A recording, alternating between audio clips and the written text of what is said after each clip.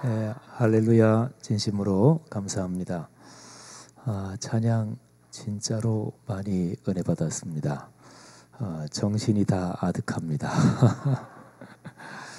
제가 시차 적응을 못해서 정신이 아득한 게 아니라 진짜 아주 은혜 받아서 진짜 오늘은 그냥 나오면서 축도하고 싶은 마음이 아주 굴뚝같습니다. 은혜 받을 때 예배 끝내야 되는 거거든요. 참 감사합니다. 여러분의 섬김 하나님이 크게 받으시는 줄 믿습니다. 고맙습니다. 저는 서울의 성수동에 여기 한국에 옛날 계셨던 분들은 뚝섬이라 그러면 잘 아실 거예요. 뚝섬이 뜻이 뭐냐면 뚝 떨어진 섬, 그런 뜻입니다. 진짜로 그런 뜻입니다. 그리고 어르신들은 경마장이라 그러면 또 잘 아실 테고, 경마장 그 자리에 지금은 서울 포리스트, 서울 숲이 들어서 있고, 저희 교회가 바로 거기 있습니다. 저희 교회는 성락성결교회 그 이름 앞에 늘 말씀삼 공동체, 교회 이름 앞에 늘 붙는 카피예요. 그래서 말씀삼 공동체 성락성결교회 늘 이렇게 부르는데, 말씀삼 공동체 성락성결교회 저희 교회 모든 교우들의 이름으로 여러분에게 인사를 전하고 또 주님의 축복이 이 귀한 공동체에 가득하기를 간절히 바랍니다. 여러분이 살아오시면서 내 인생에 제일 힘을 준 하나님의 말씀, 그러면 성경 어디를 이야기하시겠습니까? 시편에 보면 주의 말씀은 내 발의 등이요 내 길의 빛입니다 그랬죠. 깜깜한 밤중에 어디 갈 때 그때는 진짜로 불빛이 필요하잖아요. 인생을 걸어오면서 살아오면서 야 힘들다, 또는 야 이렇게 일이 복잡하게 꼬여서 어떻게 하나, 이런 걱정을 한 번도 안 해보신 분들은 아마 없을 거예요. 저는 얼마 전에 한국 교계 한 20분 조금 못되게 목회자들에게 살아오면서 가장 커다랗게 힘을 준 말씀이 어떤 말씀입니까? 그 말씀 한 구절, 또 그 말씀에 얽힌 이야기, 이제 이런 거를 해가지고 책이 나온 적이 있었어요. 그 웅진 출판사에서 나온 그 책, 이제 그거를 편집한 사람들, 또 글 쓰는 사람이 이제 저한테 물어보길래, 그때는 제가 빌립보서 4장 6절 7절 말씀을 제가 얘기하면서 그 말씀이 제 인생에 어떻게 힘을 주고 어떻게 복이 됐는지 그 얘기를 했던 기억이 납니다. 근데 제가 지금까지 살아오면서 성경 말씀 중에서 어떤 구절이 제 삶에 길이 되고 또 빛이 되고 등불이 됐던 그런 구절이 뭐 여러 개 있지요.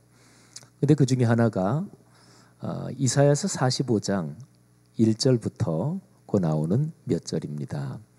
근데 거기에 3절에 이런 말씀이 있어요. 네게 흑암 중에 보화와 은밀한 곳에 숨은 재물을 주어 내 이름을 부르는 자가 나 여호와 이스라엘의 하나님인 줄을 내가 알게 하리라. 아멘. 근데 이 구절 중에서요, 보화, 재물, 요거를 잠깐만 기억하시고 제가 이 구절에 얽힌 제 간증을 짤막하게 하겠습니다. 제가 저희 집사람하고 약혼 시절입니다. 저희 내외가는 공부를 하다가 이제 독일로 유학 갈 생각을 하고 뭐 이런 것 때문에 약혼을 먼저 했어요. 그리고서 한 1년 정도 약혼 기간을 갖고 그 다음에 한 1년 뒤에 결혼을 했어요. 근데 그때 당시에 제가 저희 약혼자인 집사람하고 같이 기도하고 또 매일 성경 말씀을 읽고 또 뭐 만나면 성경 말씀을 읽고 거기에서 어떤 은혜를 받았는지 어떤 깨달음이 있었는지 그거를 서로 얘기하고 그리고서 서로 기도하고 그랬습니다. 그렇게 이제 큐티 쉐어링 또는 말씀 묵상 나눔을 같이 종종 했는데, 근데 그때 당시에 독일로 공부하러 갔으면 좋겠다. 신학을 공부하러 갔으면 좋겠다. 이런 생각을 가지고 있었어요. 근데 유학 가려면 돈이 있어야 되잖아요. 근데 그때 당시에 얼만큼 심각하게 고민을 했는지 그것까지는 기억이 안 나요. 근데 아주 심각하게 고민을 했던 것 같지는 않고, 근데 뭐 경제적으로 가진 게 없으니까 이제 고민을 조금 했던 거, 그건 기억이 나요. 그리고 하나님 앞에 이제 기도도 했죠. 근데 어느 날 아침이었습니다. 제가 조금 전에 여러분들에게 읽어드린 이사야 45장 1절부터 몇 절을 묵상을 했습니다. 그날 아침에. 근데 이사야 45장은 하나님이 페르시아의 왕, 바사의 왕 고레스한테 주신 말씀이에요. 고레스한테. 그러면서 그 당시에 바벨론이란 나라가 이제 저물어 가고, 그리고 페르시아, 이 바사, 이 나라가 강력하게 부상하고 커가는 중이었습니다. 그러니까 하나님은 역사를 주관하시잖아요. 그래서 하나님이 바벨론 말고 페르시아, 이 바사라는 나라를 당신의 도구로 들어 쓰시는 거죠. 그러면서 이 페르시아의 고레스라는 지도자를 하나님이 축복해 주시는 거예요. 이게 이제 이사야 45장 1절부터 그 몇 절에 걸쳐서 나옵니다.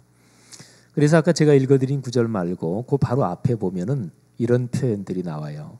내가 너보다 앞서 가서 험한 곳을 평탄하게 하며 논문을 쳐서 부수며 쇠빗장을 꺾는다. 그러니까 옛날에 전쟁하려면 성을 공격해야 되잖아요. 쇠빗장을 꺾는다. 이거는 성문을 부수고 내가 그 성을 점령한다. 뭐 이런 표현이지요. 이 구절을 읽으면서 제가 그래, 그 옛날 시절에 하나님이 고레스 왕을 굉장히 축복해 주셨구나. 또 하나님의 도구로 사용해 주셨구나. 근데 제 말씀을 묵상하면서 이런 생각이 들었어요. 고레스 왕은 하나님 믿는 사람도 아닌데, 하나님 믿는 사람도 아닌데 큰 역사 흐름, 거기에서 하나님의 도구로 사용하신 거죠. 근데 나는 하나님 믿는 사람이고, 그때 당시는 이제 전도사였죠. 내가 하나님을 위해서 내 일생을 헌신하려고 신학을 공부하고 목회자가 되기 위해서 이 길을 걷는데, 내가 신학 공부를 좀 독일 가서 했으면 좋겠는데 지금 돈이 없단 말이에요. 근데 이 구절을 읽으면서 보니까 아까 제가 얘기한 흑암 중에 보화, 은밀한 곳에 숨은 재물, 보화, 재물, 이 단어가 나오잖아요. 이거 돈 얘기잖아요. 그죠? 그래서 이게 눈이 번쩍 뜨였어요.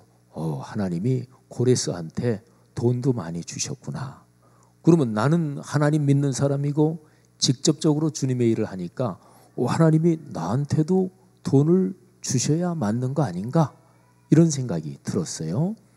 근데 묵상하면서 머릿속에 또 드는 생각이, 나는 지금 돈이 없단 말이에요. 그러면서 우리 한국 사회에 돈 많이 가진 사람들을 얼핏 머리에 떠올렸어요. 근데 지금도 삼성이 세계적인 초일류 기업이고 또 뭐 아주 큰 기업이지만, 그때 당시에는 이병철 회장이 살아계실 때지요. 그래서 생각에 삼성 또 이 대기업들 돈 많이 가지고 있는데, 근데 가만히 생각해 보니까 내가 뭐 꼭 돈 많이 가지고 있을 필요 있나? 그 돈 많이 가진 사람들 보면 그거 돈 관리하느라고 꽤 힘도 들던데 신경 쓰고, 나는 거기에 신경 쓸 게 아니라 나는 주의 복음을 전하고 여기에 신경 써야 될 사람이니까 돈은 필요할 때 써야 될 그때에 타이밍을 맞춰서 있으면 되잖아요. 그죠? 그래서 가만히 생각해 보니까 이 고레스는 그러니까 하나님을 안 믿는 사람인데도 하나님이 재물을 주셨단 말이에요. 근데 삼성그룹이 뭐 제가 자세한 건 모르지만 그 가문이 불교, 뭐 지금은 그 삼성가에 예수 믿는 사람들이 많아졌다 그래요. 근데 옛날에는 그 이병철 회장이랑 이게 불교 가문이잖아요. 그래서 불교 가문이지만 돈이 많다. 이 페르시아 왕도 하나님 안 믿었지만 하나님이 돈을 많이 주셨다. 궁극적으로는 모든 건 하나님이 주관하시니까, 그래서 뭐 삼성이 돈 많은 건 내가 필요할 때 나 주라고 하나님이 맡겨두신 거겠지, 이런 생각이 들었어요. 여러분이 지금 비웃는 게 아니시기를 간절히 바랍니다. 저는 그때 묵상하면서 아주 진지했어요. 그 생각을 하니까 막 감격이 되는 거예요. 그래서 마음속에 경제적인 문제 때문에 아주 심각하게 고민은 하지 않았지만 마음속에 고민하던 게 묵상하면서 막 감동이 다가왔어요. 감동이 얼마나 강하게 다가왔는지, 내가 지금 이후로 뭐 독일 유학 나중에 이제 가고 뭐 등등 그럴 때 경제적인 문제를 하나님이 책임지시겠다, 이런 감동이 확 다가왔어요. 지금 여러분의 표정 보니까 별로 감동이 안 된 표정이신데 제가 이해는 합니다.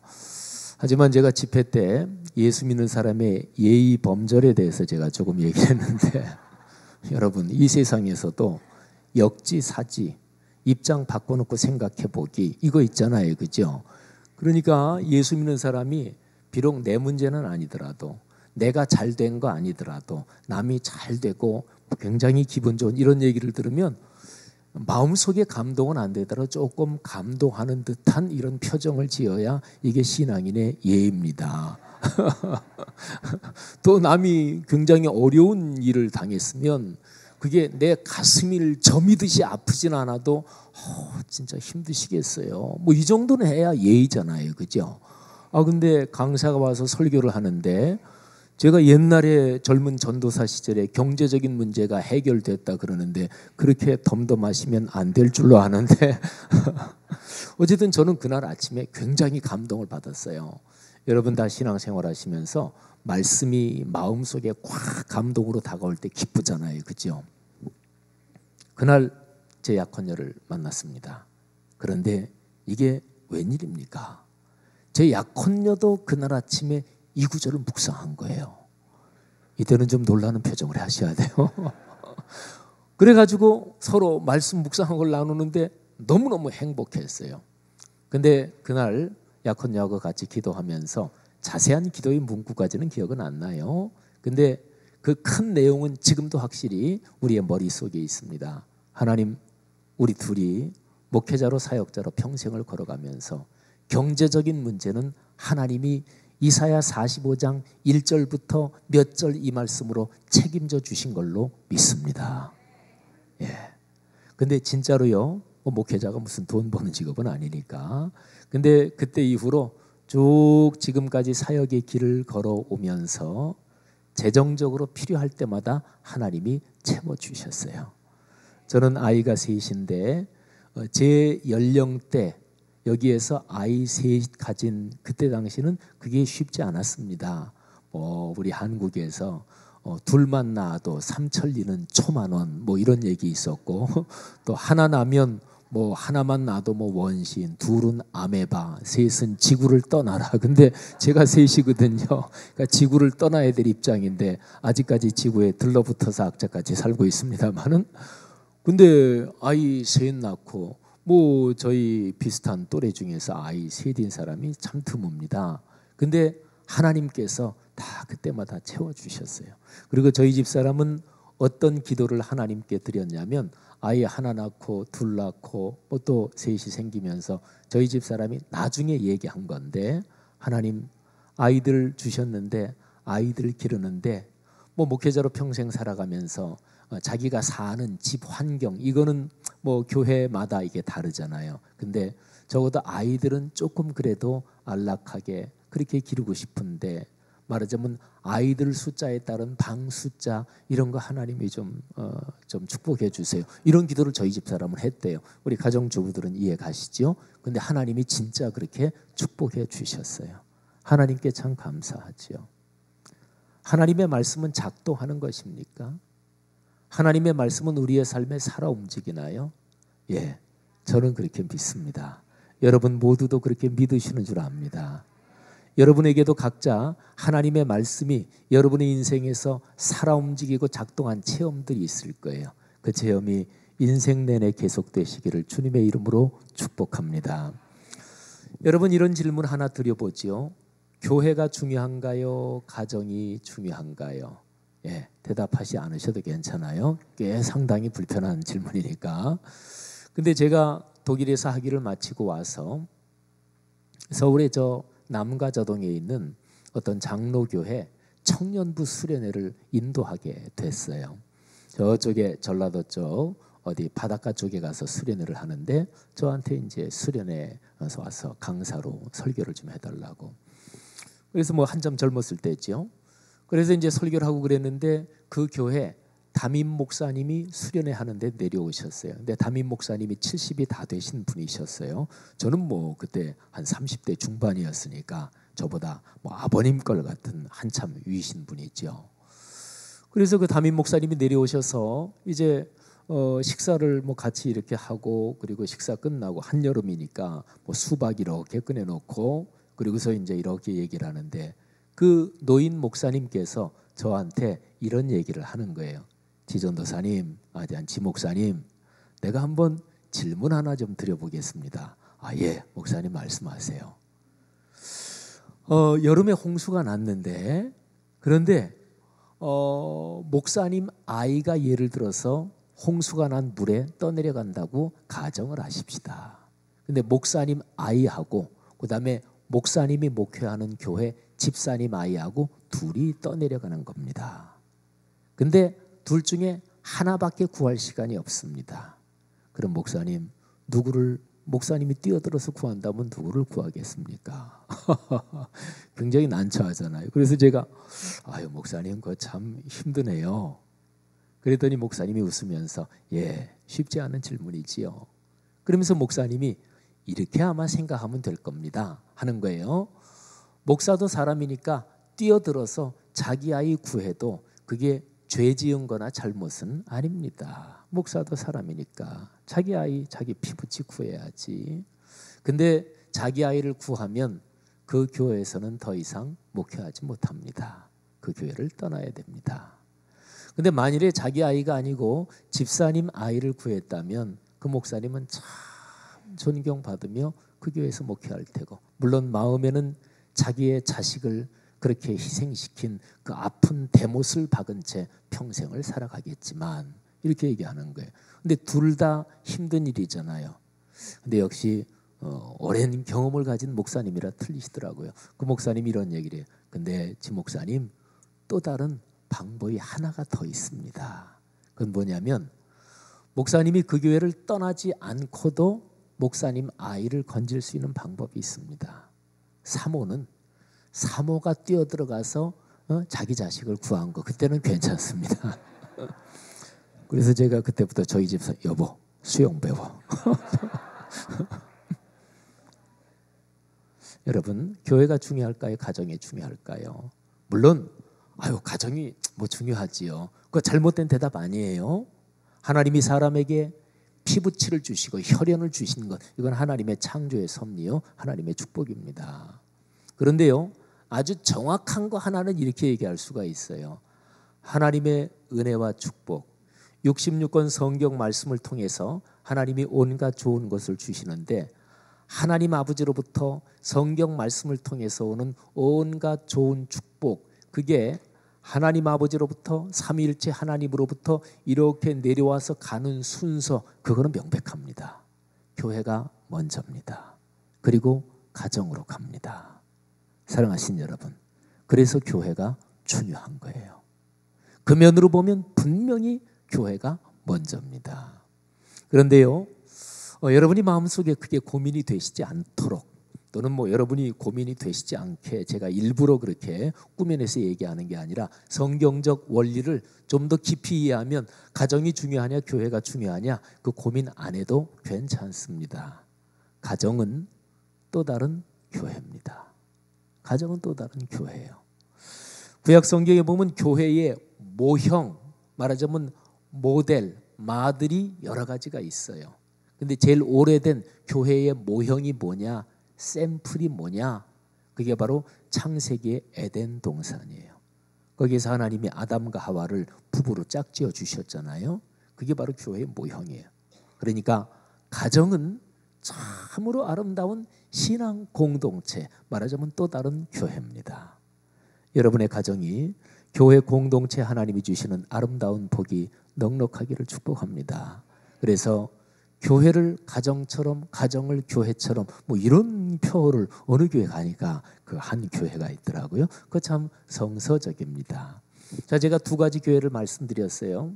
여러분이 섬기시는 토론토 중앙교회, 바로 여기에 교회 공동체, 그리고 여러분 각 가정의 교회 공동체, 그리고 초대교회 시절에는요 교회 건물이 없었어요. 대략 예수 그리스도의 복음이 시작된 뒤로 313년까지, 그러니까 한 200 몇십 년 동안은 교회가 계속 핍박을 받았거든요. 그러니까 교회 건물 짓고 십자가 붙여놓고 그런 건 뭐 할 수 없었을 거 아니겠어요? 어디서 모였나요? 네, 가정에서 모였어요. 그래서 초대교회 시절에는 가정들에서 모인 교회, 그게 바로 교회였어요. 자, 그런데 또 하나가 있습니다. 여러분이나 저나 우리 한 사람 한 사람이 교회입니다. 한 사람 한 사람이 교회. 고린도전서 3장에 보면 너희 몸은 하나님의 성령님이 사시는, 성령이 거하시는 성령의 전 하나님의 교회인 줄 알지 못하느냐. 여러분, 그러니까 인생이 행복해지려면 교회가 아름다워져야 된다. 이 말은 참 멋진 말이에요. 이 교회 공동체, 여러분의 가정교회, 여러분의 한 사람 한 사람, 그 교회들이 아름다워졌으면 좋겠습니다. 자, 그러면 교회 중에 가장 샘플, 가장 모델이 되는 그 교회는 무엇일까요? 2000년 교회 역사에서 교회가 약해지고 또는 더 나아가서 병들고 또는 더 심해져서 타락할 때, 그때마다 참으로 귀한 하나님의 사람들, 우리 신앙의 선배들은 다음과 같이 크게 외쳤어요. 초대교회로 돌아가자. 신앙생활하면서 들어보셨죠? 초대교회로 돌아가자. 그러면 초대교회가 어떤 교회들이 초대교회인가요?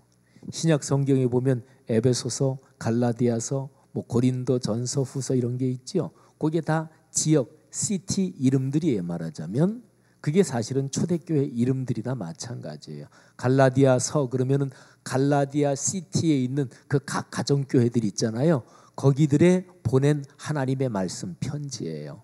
고린도전서, 고린도 시티에, 데살로니가 시티에, 데살로니가 전서, 후서 이런 거죠. 그러니까 그게 신약 성경의 책 이름이 초대교회 이름들이에요. 그런데 그 많은 초대교회들 가운데서 제일 처음으로, 적어도 성경에 기록된 흐름을 따르면 제일 초대교회 중에 초대교회가 있어요. 그게 예루살렘 교회입니다.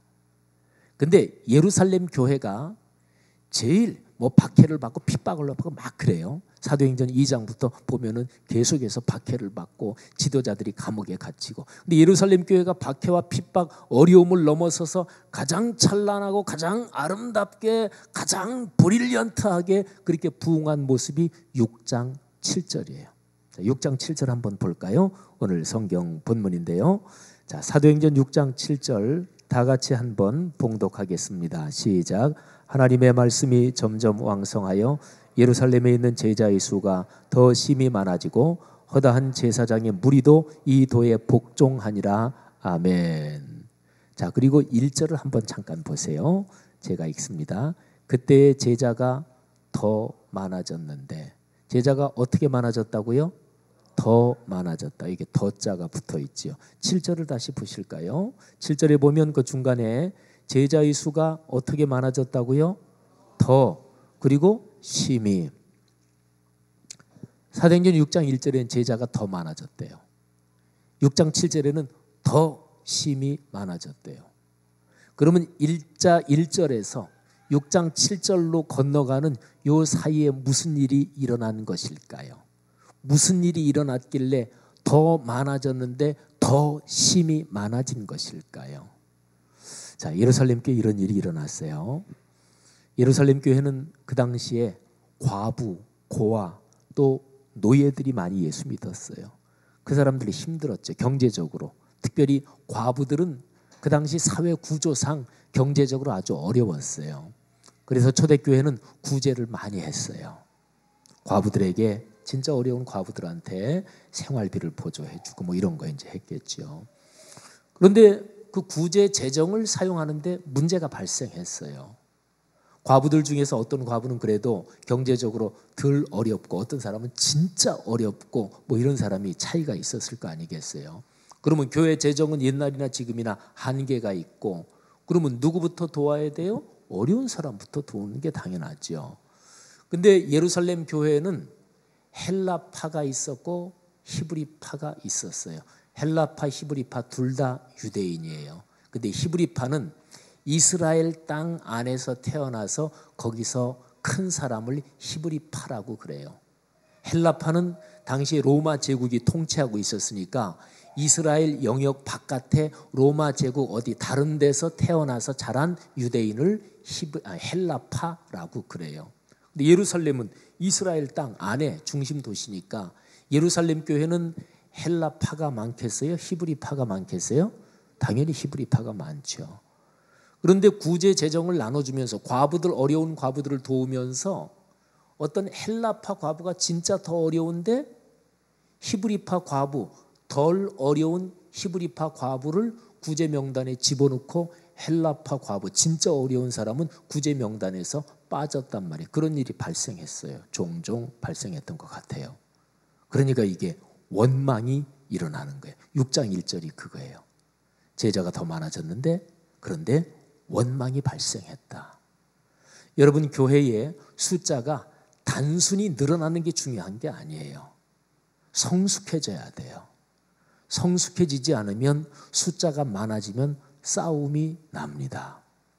성숙해지지 않은 상태에서 교회 재정이 많아지면 싸움이 일어나요. 그래서 원망이 발생했습니다. 자, 문제가 발생했죠. 그죠? 헬라파, 히브리파. 우리 가정 살림하는 주부들은 아실 거예요. 음식 만들 때는 파는 여러 가지가 있는 게 좋습니다. 대파, 쪽파, 양파, 실파. 음식 만들 때는 파가 많은 게 좋아요. 근데 교회는 파가 많으면 안 돼요. 그냥 파는 오로지 하나님 파 하나만 있으면 돼요. 자, 이 문제가 발생했는데 어떻게 문제를 해결했을까요? 자, 보세요. 베드로를 비롯한 사도들이 문제가 발생했으니까, 교회 지도자들이니까 문제 발생한 문제를 놓고 왜 이렇게 됐는지 한번 조사도 해보고 또 하나님께 기도도 했을 거 아니겠어요? 자, 12사도, 이 사람들은 두 가지 방법으로 문제를 해결합니다. 첫째, 현상적인 해결. 두 번째, 근원적인 해결. 현상적인 해결은 이런 거예요. 어떤 사람이 두통, 헤데이크가 있어요. 머리가 아파요. 그러면 머리가 아픈 거를 우선 안 아프게 하려면 진통제를 먹으면 우선 머리 아픈 거는 안 아프게 돼요. 그러면 이거를 현상적인 해결 또는 대증요법, 증상을 일단은 대항해서 고친다. 대증요법이라고 그러죠. 근데 그게 근원적인 해결은 아니에요. 왜 머리가 아프냐? 조사를 해봐야 되죠. 예를 들어서 뭐 속이 막 체해가지고 머리가 아플 수도 있고, 또는 온몸에 이 체형이 말이지요. 이게 균형을 좀 잃고 척추가 휘어져서 그래서 이게 점점 그렇게 되면서 장기적인 편두통이 올 수도 있고, 그러니까 진통제 먹으면 진통제 효력이 있을 동안은 안 아프지만 약효가 떨어지면 또 아프잖아요. 그러면 체한 것 때문에 머리가 아픈 거다 그러면 이 체기를 해결해야 되죠. 이게 바로 근원적인 해결이에요. 자, 첫째가 현상적인 해결, 두 번째가 근원적인 해결. 자, 현상적인 해결을 보세요. 3절 한번 보겠습니다. 3절을 다 같이 한번 읽을까요? 형제들아, 너희 가운데서 성령과 지혜가 충만하여 칭찬받는 사람 7을 택하라. 우리가 이 일을 그에게 맡기고. 한 절 건너뛰어서 5절 6절을 보면 성령과 지혜가 충만한 사람, 말하자면 구제 재정을 담당할 사람 7명을 뽑아요. 5절에 사람 이름이 나와요. 그리고 6절에 그 7명한테 사도들이 안수해서, 말하자면 기독교 역사 최초로 안수하여 집사로 세웁니다. 그러니까 문제가 뭐 때문에 발생해요? 재정 문제 때문에. 그러면 재정 문제 발생한 거 조치하면 현상적인 문제는 해결이 된 거잖아요. 그래서 3절, 5절, 6절이 현상적인 해결입니다. 자, 근데 두 번째, 근원적인 해결을 해요. 이 점이 중요합니다. 자, 그게 2절, 4절이에요. 자, 2절 보세요. 제가 읽습니다. 12사도가 모든 제자를 불러 이르되 우리가 하나님의 말씀을 제쳐놓고 접대를 일삼는 것이 마땅하지 아니하니. 한 절 건너뛰어서 4절 다 같이 읽겠습니다. 우리는 오로지 기도하는 일과 말씀 사역에 힘쓰리라 하니. 아멘. 여러분 보세요. 여기 2절과 4절을 보면 헬라어로 꼼꼼하게 들여다보면 두 가지 봉사가 나와요. 첫째, 말씀의 봉사. 두 번째, 접대의 봉사. 이거는 구제라고도 할 수가 있어요. 그러니까 말씀의 봉사, 구제의 봉사. 말씀의 봉사는 영혼의 양식을 주는 거예요. 구제의 봉사는 육신의 양식을 주는 거예요. 교회가 해야 될 일이 무엇입니까? 이 사도행전 6장 이 본문을 가지고 얘기하면 교회가 해야 될 일은 이게 양대 기둥이에요. 복음 전파 그리고 구제. 구제는 전통적인 용어고 요즘의 용어로 말하면 사회봉사지요. 그러니까 복음 전도, 사회봉사. 영혼의 양식을 주고 육신의 양식을 주고. 예수님도 그러셨어요. 복음을 전했지만은 예수님이 제자들한테 굶주린 사람들에게 너희가 먹을 것을 주어라 말씀하셨습니다. 여러분, 모든 시대, 모든 교회들은 이 두 가지에 힘써야 돼요. 이 두 가지가 하나님이 우리를 부르시는 그날까지 교회 공동체의 지체로 살아가면서 복음을 전하고 영혼의 양식을 전하는 것, 그 다음에 어려운 사람들을 구제하고 돕는 일에 힘쓰는 우리가 됐으면 좋겠습니다. 자, 그래서 두 가지가 해결이 다 됐잖아요. 하나는 현상적인 해결, 두 번째는 근원적인 해결. 자, 이렇게 해결을 하고 나니까 6장 7절이 된 거예요.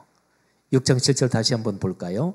하나님의 말씀이 점점 왕성하여 예루살렘에 있는 제자의 수가 더 심히 많아지고 허다한 제사장의 무리도 이도에 복종하니라. 자, 그런데요, 이제 설교의 마지막으로 아주 중요한 얘기 하나 하겠습니다.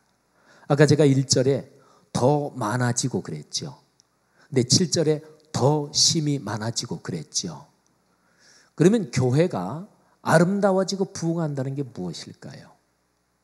여러분이 이렇게 같이 모여 섬기는 이 교회 공동체, 또 여러분의 가정교회, 가정공동체, 그리고 여러분 개인 한 사람 한 사람, 이 교회라는 것이 아름다워지고 행복해지고 그리고 풍요로워지고 그리고 기쁨과 즐거움이 넘치는 거, 그게 부흥이잖아요. 그죠?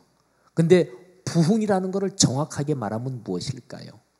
사도행전 6장 7절은 예루살렘 교회가 제일 최고로 부흥한 모습이에요. 그런데 6장 7절에서 부흥이 뭐라고 표현되어 있나 그걸 보는데, 자, 6장 7절을 제가 두 부분으로 한번 나눠보겠습니다. 자, 첫 번째 부분은 어디까지냐면 하나님의 말씀이 점점 왕성하여 고까지요. 그 다음에 나머지는 두 번째 부분. 정확하게 얘기하면 부흥의 알맹이, 부흥의 핵심, 심장, 부흥 그 자체는 말이죠. 그 앞에 있는 거예요. 하나님의 말씀이 점점 왕성하여, 이게 부흥 그 자체, 부흥의 알맹이에요. 뒤에 있는 게 뭘까요? 제자의 수가 더 심히 많아졌다. 그리고 제사장들은 예수님을 십자가에 못 박고 복음을 반대했던 사람들이잖아요. 근데 그 사람들까지도 예수님을 믿게 됐다. 요 뒤에 있는 거는 정확하게 꼬집어서 말하면 부흥의 열매라고 얘기할 수 있어요. 그러니까 말씀이 왕성했다. 말씀이 살아 움직였다는 거예요. 말씀이 살아 움직였다는 것은 부흥 자체고 그 열매로 결과로 성도들이 많아지고 그랬다는 거예요. 사랑하신 여러분, 이걸 한번 잘 생각해 보세요. 여러분의 가정이 어떻게 하면 부흥할까요? 어떻게 하면 풍요로워질까요? 또 교회 공동체, 그리고 우리 각자 개인도 마찬가지예요. 중요한 거는 말씀이 살아 움직여야 돼요. 말씀이 살아 움직인다는 것은 말씀 때문에 행복해지는 거예요. 어쩔 줄 모르게 되는 거예요. 제가 아까 이사야 45장 1절부터 그 몇 절까지를 가지고 제가 약혼한 시절에 경제적인 문제를 하나님이 해결해 주신 것 때문에 저희 약혼녀와 함께 너무너무 행복했던 얘기 했잖아요. 말씀이 우리에게 살아 움직이면 이게 감동이 되는 거죠. 말씀을 깨닫는 거죠. 그러면 기쁨이 와요. 그리고 이 기쁨이 마음속에서 어느 정도로 이상으로 크잖아요. 그러면 그게 얼굴 표정으로 나타나요. 표정 관리가 잘 안 됩니다. 이게 바로 말씀이 살아 움직인다는 거예요. 자, 그런데 제가 여기서 중요한 단어 하나를 말씀드릴게요. 여기에 왕성하다 이 표현이 있잖아요. 이게 헬라어로 한번 이렇게 발음되는 단어예요. 아욱사노. 근데 아욱사노란 단어를 예수님이 이런 경우에 쓰셨어요. 씨 뿌리는 자의 비유 쓰잖아요. 그죠? 그러면 씨를 땅에 뿌리면은 그 조그만 씨가 요만한 건데 그게 싹이 나고 자라고 이만큼 커진단 말이에요. 요만한 씨가 어떻게 그렇게 커질까요? 그거는 그 씨 안에 생명력이 들어있기 때문에 그래요. 씨 땅에 떨어져 가지고 이게 자랄 때 물을 줄 수는 있어요. 또 우리 한국식으로 밭농사 지면 김 맬 수는 있어요. 잡초 뽑아주고. 그러나 씨를 사람이 만드는 건 아니에요. 요 씨가 있는 거는 그건 하나님이 만드신 창조의 생명력이 거기 있는 거예요. 사과가 있잖아요.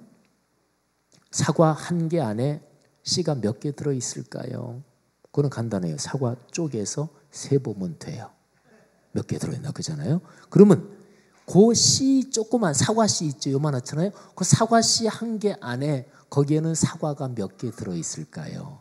그거는 셀 수 없어요. 이 정도 감동적이고 멋진 얘기를 하는데도 얼굴에 표정이 안 나타나면 둘 중에 하나입니다. 아직까지 아침에 잠이 덜 깨셨든지 아니면은 자기의 심령을 진지하게 검토해 보시기 바랍니다. 심령이 너무나 목석같이 굳어 있든지. 아니 이게 멋지지 않아요?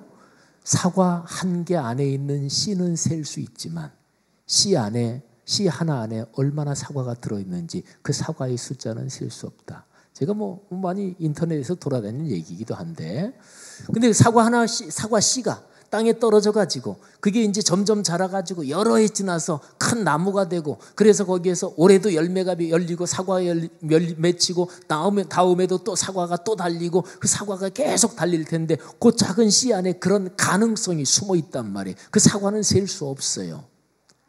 이게 바로 하나님이 심어 놓으신 생명이라는 겁니다. 생명이라는 거예요.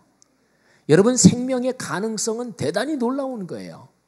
우리 조그만 어린아이들, 갓난아이는 몸이 굉장히 유연합니다. 그죠? 연세 드시면 몸이 굳죠. 그죠? 그러니까 뼈가 잘 부러지지요. 갓난아이는 2층 침대에서 떨어져도 이게 다치지 않는 경우도 많아요. 몸이 유연하니까. 아이들이 몸이 얼마나 유연한지 아세요? 아이들이 이렇게 아직까지 기는 아이들도 그렇죠. 근데 갓난아이들은 누워서 막 놀면서 자기 발도 자기 입으로 쑥 들어가요. 그잖아요. 그죠? 발도 들어가요. 나이가 40대 또는 50대가 됐는데 누워서 엄지발가락이 자기 입으로 들어간다. 그는 무지무지하게 유연한 사람입니다. 이런 얘기하면 꼭 그날 저녁에 집에 가서 해보는 사람이 있어요. 여러분, 아이들은 무한한 가능성을 가지고 있어요. 그게 바로 하나님이 주신 생명이에요. 말씀이 뭐예요? 예수님이 말씀하시잖아요. 씨 뿌리는 자가 뿌리러 나갔다. 나중에 예수님이 설명해 주시면서 그 씨가 뭐냐? 그걸 말씀이라 그랬잖아요. 말씀이 살아 움직여야 돼요. 말씀이 어떻게 하면 살아 움직이나요? 말씀을 묵상하면 돼요. 여러분, 제가 지금 6장 7절에 말씀이 왕성하다. 요 왕성하다는 헬라어 원어가 아욱사노다. 이게 사도행전 전체의 흐름에서 이게 그냥 여기 어쩌다가 나온 게 아니고 전체의 흐름에서 이게 핵심적인 구조, 핵심적인 프레임이에요. 사도행전에는 산이 3개가 나옵니다. 예루살렘 교회가 제일 최고로 높이 올라갔던 때, 첫 번째 산. 두 번째 산, 아시아 전체 교회가 제일 최고로 부흥됐던 때, 그게 에베소였어요. 아니, 아시아 전체가 아니라 이스라엘 전체 교회, 유대, 사마리아, 갈릴리 전체 교회가 최고로 부흥한, 이스라엘 전체 교회가 최고로 부흥한, 이게 두 번째 산. 세 번째 산, 아시아 전체 교회, 에베소에서 있는데 에베소 교회가 최고로 부흥한 때, 이게 세 번째 봉우리. 그리고선 이제 복음이 로마로 가는 거예요. 사도행전 12장 24절, 이스라엘 전체 교회가 최고로 부흥한 모습, 거기에도 하나님의 말씀이 흥왕하여, 사실은 한글 번역은 다르지만 헬라어로는 아욱사노 그 단어예요.